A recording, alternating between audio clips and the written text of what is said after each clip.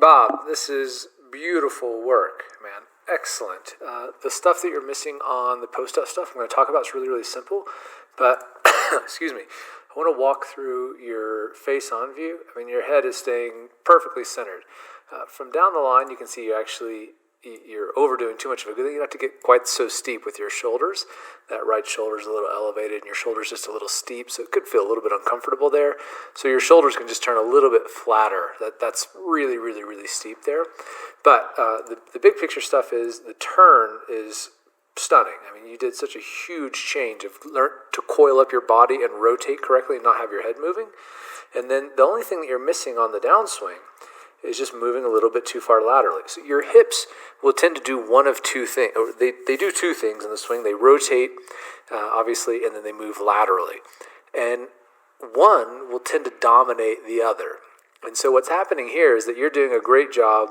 You can see that you're moving laterally. I've drawn this vertical line up on your left foot to show you where neutral would be to get your hip and knee in alignment.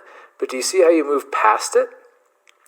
So as you're moving past it, what's going on here is that your hips are being dominated by that lateral move, and that means that the rotational stuff takes a back seat. And that's all that's happening. This is the reason why you're not feeling that good post-up move, is that because your hips are doing one of two things. They're moving more laterally or they're going to move more rotationally. And so you've just moved too much laterally.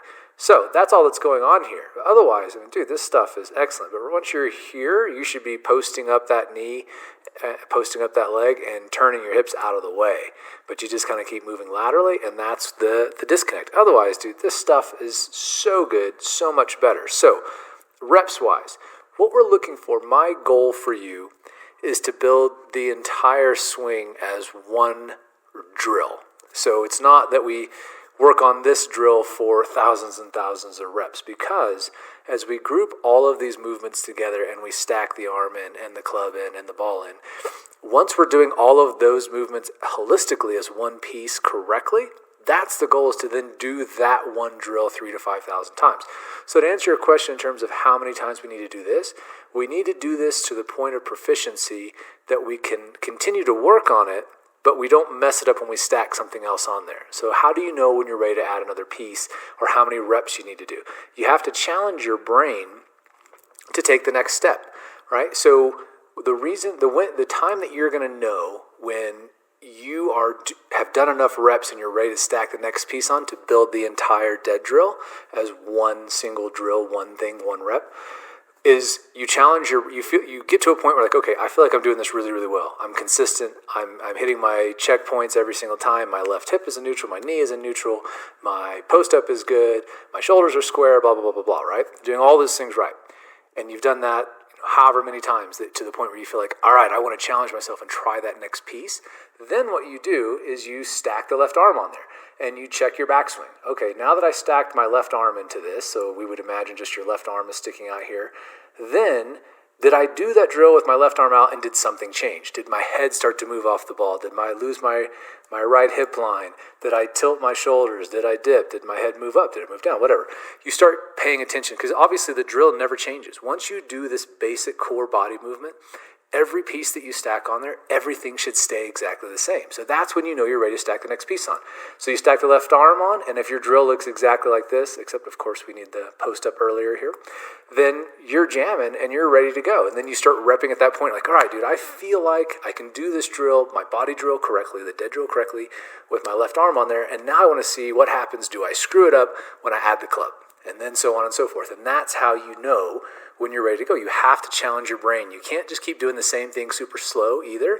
You want to start getting to the point before you stack that left arm on there with your body drill, once it's done correctly with that left leg posted up properly, then you want to go faster. Then you want to challenge your brain, like, can I do this at a quicker pace? Add 10%, 20% speed. Work up to full speed, and then say, okay, now that I can do this whole drill correctly with speed, I want to stack the left arm on there. And that's how we work through the process. So the trick is you have to challenge yourself. You have to give yourself another little piece to see what happens when you break down. And that's when you start really finding what you really own and what you really don't. For instance, you may be like, okay, I go to the top of my backswing perfectly, even when I stack the left arm on there every single time. But Now I kind of get focused on the club and my shoulders end up open here or whatever it may be. And that's when you start going back, like, okay, I'm doing the drilling correctly. What broke down? I turned my shoulders when I added the left arm because now I'm kind of fixated on my arm and pretending there's a club there and I've got all those reps ingrained that I'm used to opening my shoulders or whatever it may be. And then you go from there and you say, okay, now I know that what really breaks down in my dead drill is my post-up. I have a tendency for my shoulders to rotate through the shot, and that's going to show up, obviously, the more pieces we stack on there, you stack the club and the ball, it's going to get worse and worse and worse.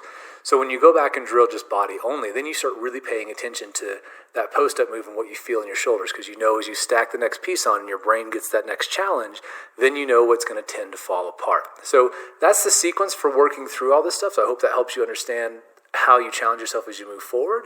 There is no specific set of reps. We're trying to get the whole drill as one holistic piece, and that's what we aim for, to do 3,000 to 5,000 times so that we own the whole golf swing as one single piece.